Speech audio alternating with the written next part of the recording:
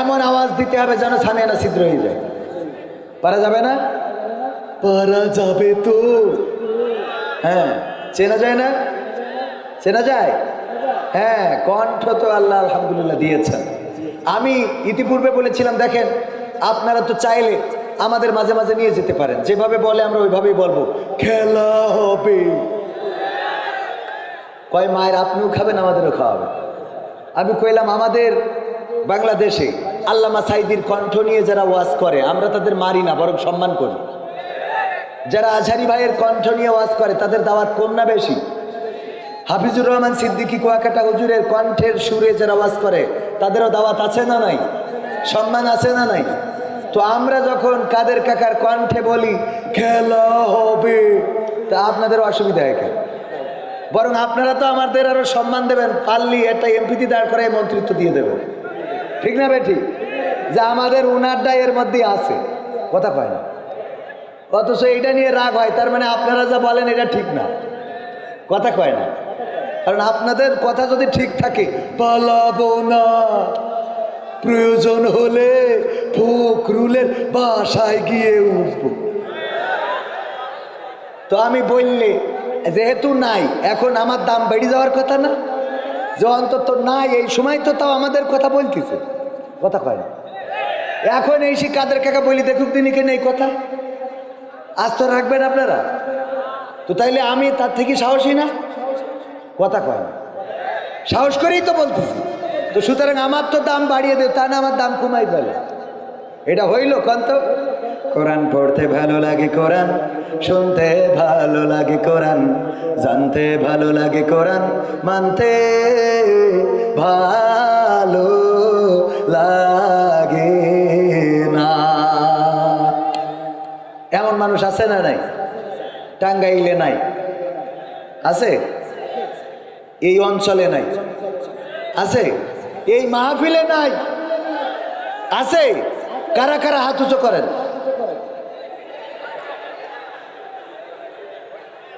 কোরআন পড়তে শুনতে ভাল লাগে কিন্তু মানতে ভালো লাগে না, এমন মানুষ আছে না নাই? এখানেও আছে। কোরআন পড়তে শুনতে এগুলোতে কোনো অসুবিধা নাই, কিন্তু মানার কথা বললে আমাদের মিজাজ খারাপ হয়ে যায়। কয় কাল ক্ষেত্রে, কবেতে? কাল ক্ষেত্রে, আজ ক্ষেত্রে না, কাল ক্ষেত্রে। কাল আসলে আবার বলে কাল ক্ষেত্রে। কাল ক্ষেত্রে বোঝেন তো? আগামী কাল থেকে, আগামী। কারণ নামাজের কথা বলবেন, দেখবেন বলবে হুজুর আজকে তো আর পড়া হলো না, কাল ক্ষেত্রে পড়া না। আবার দেখবেন কাল পড়ে না, আবার বলেছেন বলে হুজুর ঠিক আছে কাল ক্ষেত্রে। মানে এর কাল ক্ষেত্রে আর কোনোদিন শেষ হয়? অথচ মৃত্যু এসে যাবে কখন আমরা কেউ জানি না। কুল্লু নাফসিন যায়িকাতুল মাউত, প্রত্যেক প্রাণীকে মৃত্যুর স্বাদ গ্রহণ করতে হবে। আল্লাহ মৃত্যুর আগে যেন আমাদের পূর্ণ মুসলমান, আল্লাহওয়ালা, ইমানদার, পরহেজগার হওয়ার তৌফিক দান করেন, বলেন আমিন। আল্লাহ বলেন ইয়া আইয়ুহাল্লাযীনা আমানুত্তাকুল্লাহ হাক্কা তুকাতিহি ওয়া লা তামুতুন্না ইল্লা ওয়া আনতুম মুসলিমুন। ওগো ইমানদারেরা, ভয় করো আমাকে যেমন ভয় করা উচিত, আর ততক্ষণ পর্যন্ত মৃত্যুবরণ করো না যতক্ষণ পর্যন্ত না আত্মসমর্পণকারী পূর্ণ মুসলমান হতে পারো। কথাটা কার? সূরা আল ইমরান 102 নম্বর আয়াত। আল্লাহ বললেন মরো না, কিন্তু মৃত্যু কার হাতে? মৃত্যু কার হাতে? আল্লাহর হাতে। আল্লাহ যখন চান তখন মৃত্যু দিবেন। আল্লাযী খালাকাল মাউতা ওয়াল হায়াতা লিয়াবলুয়াকুম আইয়ুকুম আহসানু আমালা ওয়া হুয়াল আজিজুল গফুর। আল্লাহ বলছেন আমি সৃষ্টি করেছি মৃত্যু এবং সৃষ্টি করেছি জীবন, এবং এর মাঝখানে একটা সময় দিলাম আমি পরীক্ষা করতে চাই, পরীক্ষা নিতে চাই।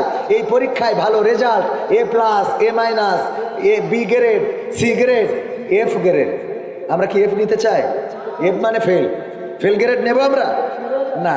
আল্লাহ আমাদের এ প্লাস নেয়ার, গোল্ডেন প্লাস নেয়ার তৌফিক দান করুন, বলেন আমিন। সুতরাং প্রস্তুত হতে হবে, তৈরি হতে হবে। নামাজ কাজা করা যাবে, কোরআন শুনবো কিন্তু মানবো না, তা হবে। কোরআন পড়তে ভালো লাগে, কোরআন শুনতে ভালো লাগে, কোরআন জানতে ভালো লাগে, কোরআন মানতে ভালো লাগে না।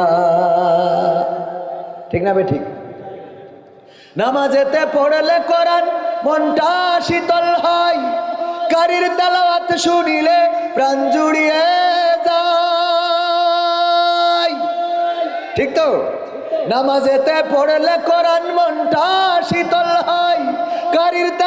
শুনিলে প্রাণ জুড়িয়ে যায়, সেই কোরআনের ব্যাখ্যা দিলে কলিজাতে আগুন জ্বলে। আছে না নাই? সেই কোরআনের ব্যাখ্যা দিলে অন্তরেতে আগুন জ্বলে, বিরোধিতাও চলে কেন তা জানি না। কোরআন পড়তে ভালো লাগে, কোরআন শুনতে ভালো লাগে, কোরআন জানতে ভালো লাগে, কোরআন মানতে ভালো লাগে। কোরআন পড়ে দেখতাম ওরা শুরু করতো দিন, তারা আবার চাইতো না দেশে কোরআনের আইন। ঠিক না বেঠে? কোরআন পড়ে দেখতাম ওরা শুরু করতো দিন, তারা আবার চাইতো না দেশে কোরআনের আইন। এটা যে কেমন নীতি, তাই তো এ দুর্গতি। এটা যে কেমন নীতি, তাই তো এ দুর্গতি। করছে মোদের ক্ষতি কেন তা বুঝি না। কোরআন পড়তে ভালো লাগে, কোরআন শুনতে ভালো লাগে, কোরআন জানতে ভালো লাগে, কোরআন মানতে ভালো লাগে। কোরআন বুকে বলেননি? কোরআন বুকে চুমু খাওয়ার লোকের নাই অভাব, সেই কোরআনের বিরোধিতা আবু জাহেলের স্বভাব। কোরআন বুকে চুমু খাওয়ার লোকের নাই অভাব, সেই কোরআনের বিরোধিতা আবু লাহাবের স্বভাব। মানবা সুবিধা মতো তাই এই বুকে ক্ষত, মানবা সুবিধা মতো তাই এই বুকে ক্ষত। দেখলে এমন কিছু সইতে পারে না।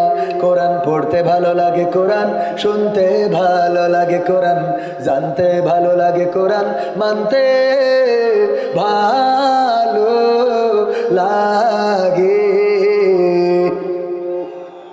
সত্য বললাম না মিথ্যা বললাম? এমন মানুষ আছে না নাই?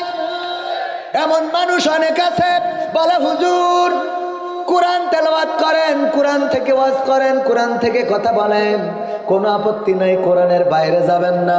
কিন্তু অনুরোধ একটাই গো হুজুর, দয়া করে চেয়ার নিয়ে টানাটানি করবেন না, মানে রাজনীতির কথা বলবেন না। ঠিক না বেঠে?